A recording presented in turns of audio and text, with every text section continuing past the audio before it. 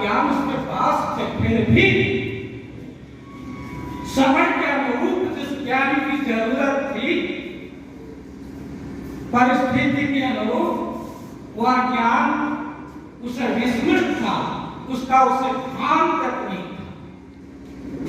उसने सर्वप्रथम बिल्कुल सरलता से अपनी बात रख दी, अपनी कमजोरी अपने गुरु के समक्ष प्रकट की।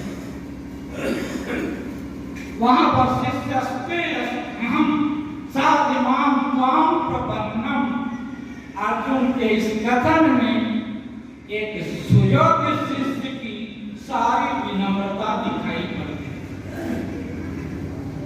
जब तक शिष्य नतमस्तक नहीं होगा, आप कुछ भी चाहेंगे जबरदस्ती या ज्ञान के आतंक से उसे आप राजी नहीं कर सकते, उसे नहीं समझा सकते। तो सुयोग्य शिष्य अर्जुन और परम गुरु श्री कृष्ण परिस्थिति के सापेक्ष जो ज्ञान रखते हैं और जिस तरह से रखते हैं, यहाँ पर ध्यान देने वाली बात कि गुरुता हो तो कैसी है, गुरुता कैसी हो। श्री कृष्ण ने सिर्फ सिद्धांत कथन नहीं किया, ज्ञान क्या है, आत्मा क्या है, परमात्मा क्या है, कर्म क्या है, योग क्या है, सारी बातें बताते हैं, लेकिन इतना करकर ही रुक नहीं जाते और इतने सही अर्जुन को पूर्ण बोध होता है। सिद्धांत और व्यवहार, सैद्धांतिक कक्षा और प्रायोगिक कक्षा की जो बात चलती है वह गीता में दिखाई पड़ती।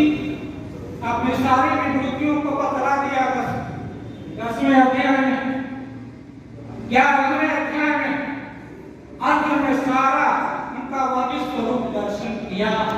यदि अपने कथनों का को प्रमाणीकृत करने का सामर्थ्य नहीं होता श्री कृष्ण में, तो शायद अर्जुन का मोह भंग नहीं होता। श्री कृष्ण का विराट रूप दर्शन एक तरह से तमाम सिद्धांतों का प्रायोगिक परीक्षण रहा। आज के सत्संग प्रायोगिक पुष्टिकरण, सिर्फ सिद्धांत कथन नहीं। और ज्ञान कैसा? ज्ञान वैसा जो लोक में विजय दिला देता है अर्जुन को महाभारत के युद्ध में। उसी गीता ज्ञान के पश्चात लोक को छोड़कर अलोक या परलोक की बातें बहुत जचती नहीं। गीता दोनों लोगों को सिद्ध करने का साधन है। ऐसा नहीं कि सामने की समस्याओं से कतरा जाए, भाग जाए और फिर दार्शनिक बातें करने लगे। गीता का ऐसा संदेश नहीं कि सामने उपस्थित परिस्थितियों का सामना करने का संदेश देती है, उसके लिए लगाती है।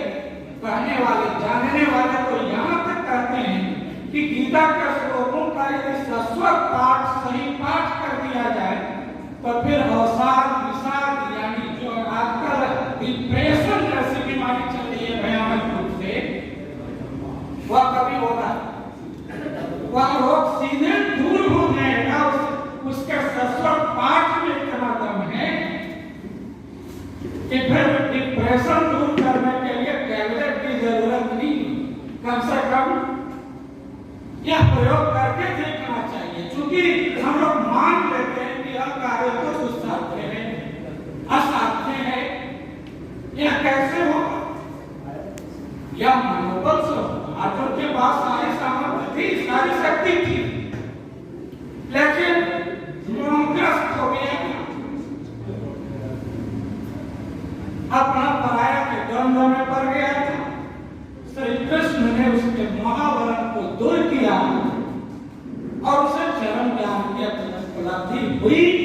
वह महाभारत जैसे भयानक युद्ध का चेता बना, श्री कृष्ण का परम शिष्य हुआ। तो संक्षेप में ज्यादा बातें नहीं कहना चाहूंगा, क्योंकि हमारे सामने खुद गीता ज्ञान के मर्मज्ञ विराजमान है, हैं। लेकिन संक्षेप में इतना ही कहूंगा कि हमारी आज की यदि गीता की प्रासंगिकता पर हम विचार करें तो घर में, समाज में, राज्य में या राष्ट्र स्तर पर, विश्व स्तर पर भी यदि हमें सच्चा ज्ञान हो जाएगा, हम अपने को उस अविनाशी से जोड़ लेंगे तो फिर हमें डरने की जरूरत नहीं होगी। उसी की ताकत से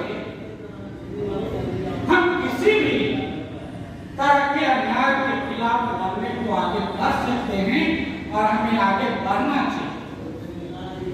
बातें बढ़ जाएंगी, इसलिए संक्षेप में श्रीमद् भगवद गीता पर मैंने सूत्र रूप में अति संक्षेप में एक कविता जो लिखी है उसका पाठ कर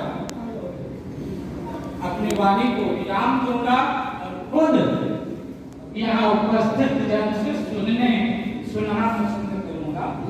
एक छोटी सी कविता है और अपने यहाँ जानते हैं, परिचित हैं कि आजकल एक ऐसा दौर आया हुआ कि शाम को सरोवर में भी कुछ नहीं तो संकट है कि जो हलचल मचा दो चर्चा में आने के लिए। उनको मालूम नहीं कि चर्चा में आना अलग होता है और चर्चा में बने रहना अलग होता है। चर्चित होना अलग बात है, चर्चा में बने रहना अलग बात है और चर्चित होकर प्रशंसित होना अलग बात है। लेकिन यह प्रशंसा जनता की सिखा दी हुई कभी आंतरिक मानव पर उंगली उठा दी जाएगी, कभी श्रीमद् भगवद गीता पर कुछ कह दिया जाएगा। तो उसी समय श्री राम के मानस पर भी मैंने कुछ लिखा पक्ष में और श्रीमद् भगवद गीता पर भी कविता में मेरी यह बात सामने आई। इसे कृपया ध्यान से सुन लेंगे। श्रीमद् भगवद गीता अमरेश का अमर संदेश है। गीता अमरेश का अमर संदेश है। गीता हृदयेश का हृदय प्रदेश है। गीता वाणी का मृदुल सुवेश है। गीता ध्यानी का परम उन्मेष है। गीता सत्य का सहज स्वीकार है। गीता सत्य का सहज स्वीकार है। गीता असत का पूर्ण परिहार है। गीता शिवता का अटल आधार है। गीता सुंदरता का सुखद संभार है। ज्ञान का चरम आधान है। गीता ज्ञान का चरम आधान है। गीता कर्म का उत्तम उपधान है। गीता भक्ति का दिव्य विधान है। गीता